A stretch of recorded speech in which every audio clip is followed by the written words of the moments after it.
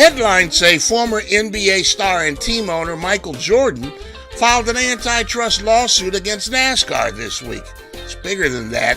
NASCAR is a monopoly, and breaking it up will be stupidly expensive.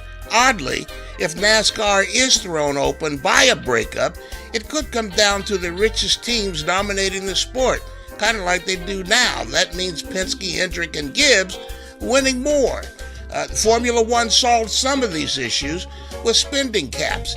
Those caps created new ways for team investors and owners to make money, and the sport has boomed because of it. NASCAR's problem isn't its monopolistic practices. NASCAR's problem is uncontrolled costs that drive away new investment for teams and NASCAR. NASCAR's teams miss the point if they continue to fight for revenue sharing.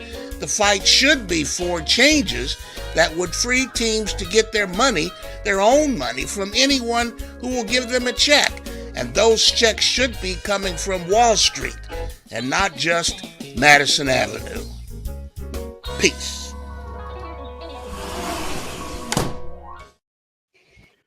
Again, Statman Scat tees it up nicely for this segment, and I'm going to do my best to probably step back and let three other individuals that are smarter than me explain what is going on here.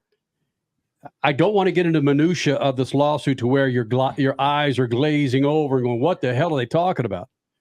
We'll try and simplify it as much as possible. And the reason we're going to spend a segment of this, probably 2 segments on this, is it permeated everything about this race this weekend, Crasher. You were there. I was there. Some drivers were just tight-lipped. Some of them were just so tight that they shimmered because they wanted to say something.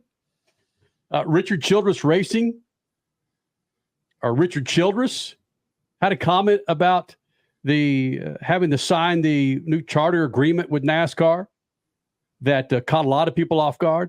So we're going to do our best to kind of break this down for you in simple fashion where you understand what the hell's going on here.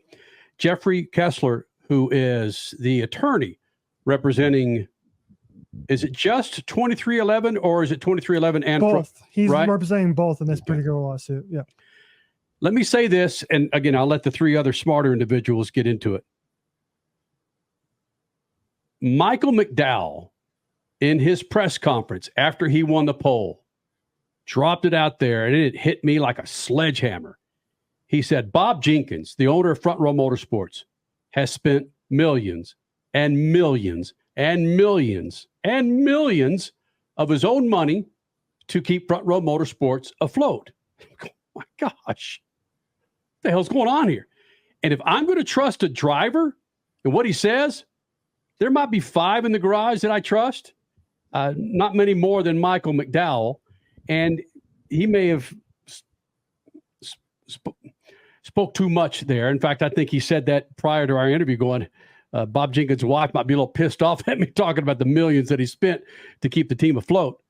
But when he said that, I thought, bam, there's the basis of this lawsuit, not just with Front Row, but with the ownership, team ownership in NASCAR. Statman? Wow. I don't know that that's the case. I've said all along that the teams are fighting for the wrong thing, and that's what I indicated in my scat. They're looking for revenue sharing, and the revenue, NASCAR's main source of revenue is his broadcasting contracts. And in the last 10 years, the number of viewers that determine how much money they could charge for commercials and so forth, and rights fees and all the other stuff. And you can't always believe what's posted in news stories. The ratings are down radically, 10, 20% in the last 10 years. They've held steady the last couple of years, but they're down like 5 to 6 million over the last 10 years. So, there's some changes that are happening, and the revenue model is going to change radically. Advertisers are not going to buy. They need to get into places where they can make money, and investors can make money, and Wall Street can make money, and they're not doing that. I don't know that they understand. The major teams do. I think certainly Joe Gibbs and Roger Penske and Rick Hendrick understand, but the rest of them are scrambling with the old business model. And hold on, let me throw in RFK, just because Brad Keselowski has really turned that organization around.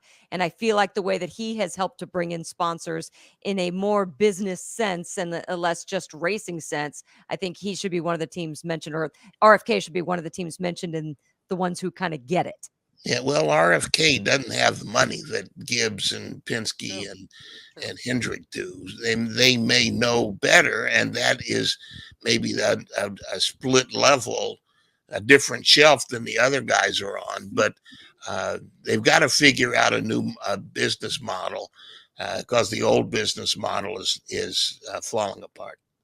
Kenny, you mentioned trying to kind of dumb this down in a way for people, right? Because it's a lot of lawyer speak. And I raised my hand. Yeah, I had trouble trying to dive into everything that was going on here. So if you missed it, basically what's happening here is NASCAR is being sued by these two teams because Front Row Motorsports, 2311 Racing are saying that NASCAR is violating the antitrust part of their business. Basically, they're being called a monopoly. So here is Jeffrey Kessler. He is the lead attorney for 2311 Racing and Front Row Motorsports, explaining to you in the Freak Nation on Dirty Mo Media earlier this week about why NASCAR is a monopoly. Well, the most dramatic way they're exercising it is this take it or leave it negotiating with the teams, right? Because they can know when they go to the teams, they can say, as they did on September 6th, either you accept this really bad deal, which gives all the economics to us, and you just deal with it,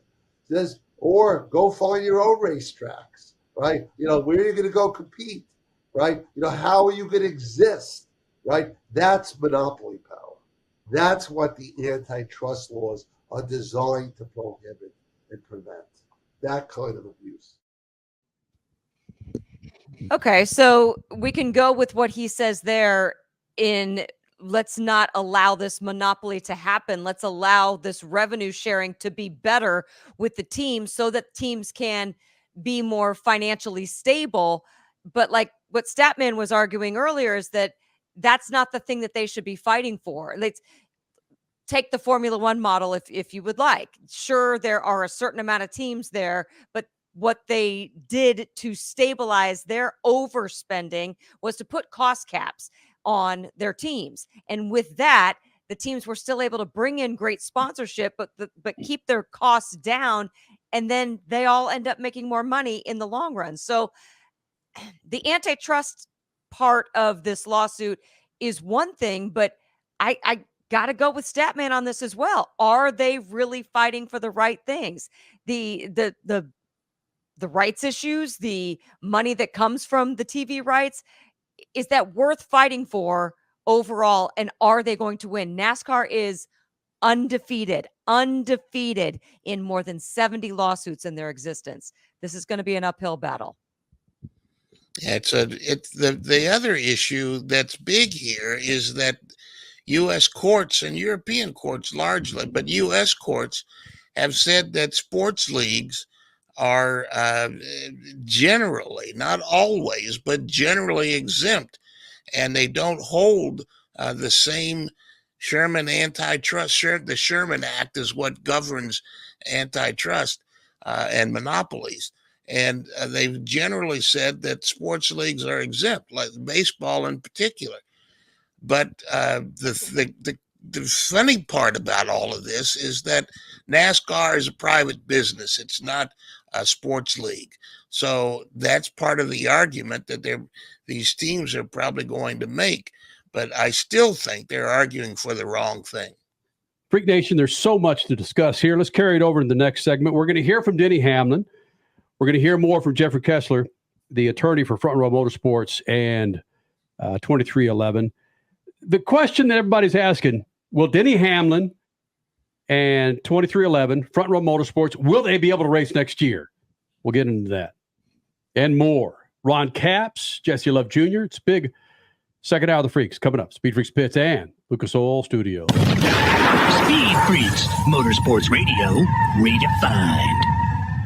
For more than 30 years, Lucas Oil Products has been solving some of the most difficult mechanical problems in the automotive, marine, and industrial industries.